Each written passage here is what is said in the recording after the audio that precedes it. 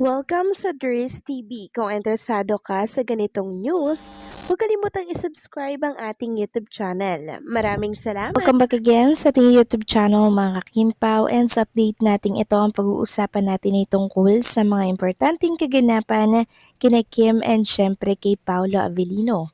Pero bago po ang lahat, maraming salamat sa inyong patuloy na pagsuporta at pagsubaybay sa mga daily update natin.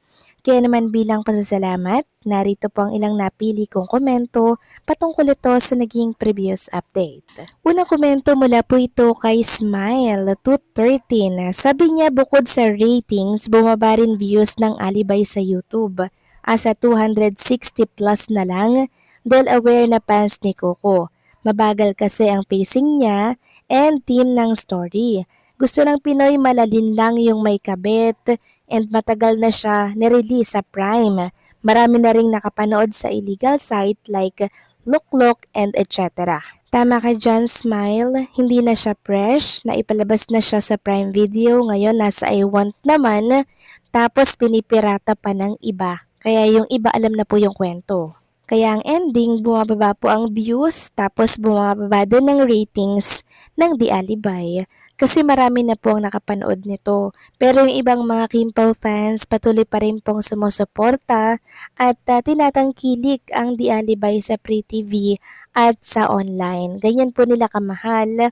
And sinusuportahan si Kim and si Paolo. Malaking tulong po kasi yun mga kakimpaw na kahit napanood na natin, panoorin pa rin natin. Bilang suporta na lang din po kay Kim and Paolo. Ipakita natin na malakas tayo mga kakimpaw sa pamamagitan po ng pagsuporta ng bawat programa or project na meron si Kim and Pao. Pagdating naman sa ratings, okay lang na mababa as long as okay na okay yung mga ads na pumapasok every night. Mataas pa din at mamaya po pag-uusapan natin kung ilang ads ang pumasok kagabi. So maraming salamat sa komento, Smile. God bless po at mabuhay kayo. Next comment mula naman po kay Ginang Annalyn Hiccup. Sabi niya, good evening dear, basta ako, bumaba man tumaas man ang ratings nila, manonood pa rin ako dahil kitang-kita na yan, The Alibay kumita na yan sa Prime Video.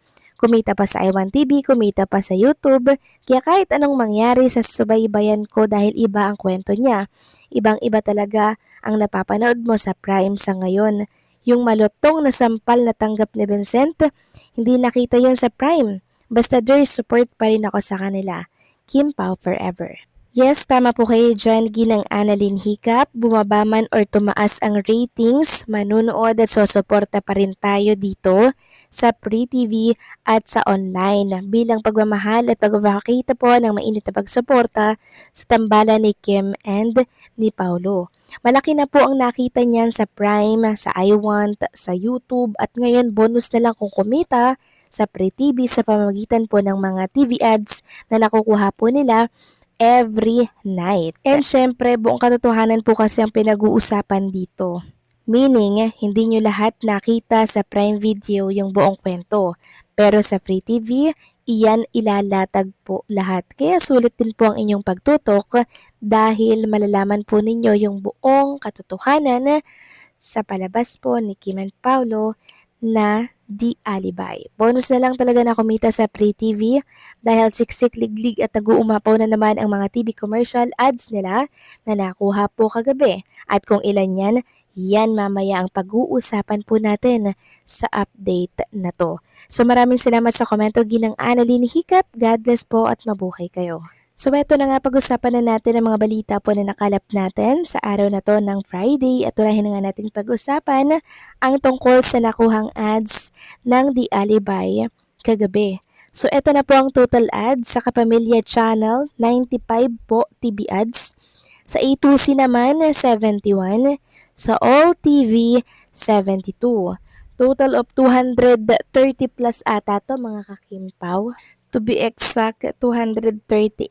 So, mas tumaas kagabi kumpara po doon sa nakaraang gabi na kung saan parang nasa 220, ngayon tumaas po ng parang nasa 18 TV ads mga kakimpaw. So dun pa lang paldong-paldo na po ang Di Alibay sa ibabayad po ng mga advertisers. Samantalang silipin naman natin ang TV ads ng katapatan po ng Di Alibay, ang Sangre.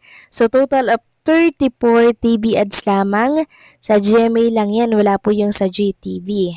So pag-usapang ads, mataas pa rin po ang Di Alibay o tapang ratings naman mataas ang Sangre, pero sa ads bumabawi ang Di Alibay. Samantalang next topic naman tayo, pag-usapan naman natin ang tungkol dito kay Kim Cho na kung saan tinalo or tinalbugan daw ang isa sa mga sikat na aktres. Ayon dito sa Avante, Kim Cho tinalbugan si Juday sa record ng Primetime Queen. Bagamat bumaba sa second night ang views ng Kim Pao serye, hindi pa rin ito nalaglag sa 300 concurrent views. Ngayon naman, umabante ng todo si Kim sa isang voting pool para sa all-time primetime queen sa social media. Pwesto sa number 1 si Kim sa partial result na mahigit 116,200 votes. Iniwan ito sa second ranking si Judian Santos na may 75,640 votes. Pumangatlo naman si Catherine Bernardo na may 21,030 votes. Makikita ang ranking sa FB page ng Trending Viral PH na may titulong Primetime Queen of All Time. Ngayong March 22 ang cut-off para sa mga boboto para maselyuhan kung sino ang tatanghaling all-time Primetime Queen of 2026. So ito po ay sa pamanunulat na Ray Pumaloy. Sobrang nakaka-proud lang kay Chinita Princess kung matalbugan niya po si Judy Ann Santos. Kasi sobrang layo po ng boto. Si Kim Cho naka 116,200 votes na, samantalang si Judy Ann Santos ay naka 75,640 at si Catherine Bernardo ay nasa 21,000 lang. So, ibig sabihin mga kakimpaw, talaga naman pong marami ang nagmamahal at sumusuporta kay Chinita Princess. And syempre, na-appreciate din po ang mga pinapakita ni Kim dito po sa showbiz industry. And sa oras na manalo si Chinita Princess dito at siya po ang tanghaling all-time primetime queen for 2026, siguradong i-congratulate po siya ni Paolo Abilino. And speaking of Paolo Abilino and Chinita Princess, still nananahimik pa rin po sila ngayon mga kakimpaw. Wala pa ring update si Kim Cho kung saan po siya nag-training. Grabe namang pagka-privacy yan ano. Di man lang mag-share kahit sapatos man lang kung nasaan siyang lugar. Kasi ngayon mga kakimpaw, pag nag-share ka ng lugar or sapatos, syempre madedetect agad kung nasa ang lugar ka.